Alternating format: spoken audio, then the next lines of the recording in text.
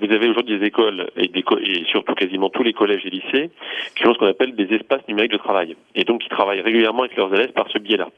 Et donc, qui envoient des documents, qui donnent des devoirs, etc. Donc, eux vont continuer, si je puis dire, à utiliser ces instruments.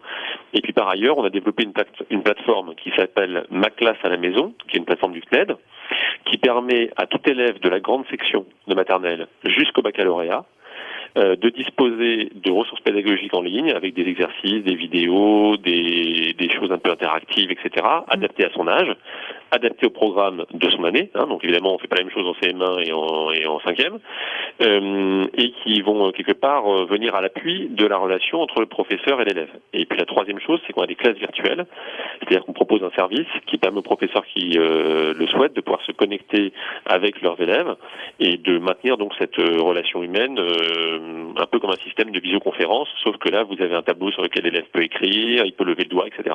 S'ils n'ont pas d'Internet à la maison, on mettra en place des permanences pédagogiques qui permettront d'échanger avec eux, soit en leur remettant un document papier, soit par téléphone, etc. Donc, personne ne sera laissé dans la nature, si vous voulez.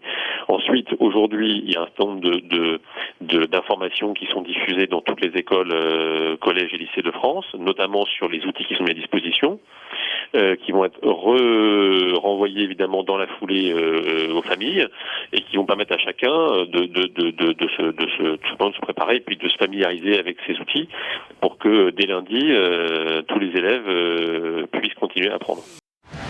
Retrouvez tout France Bleu sur francebleu.fr.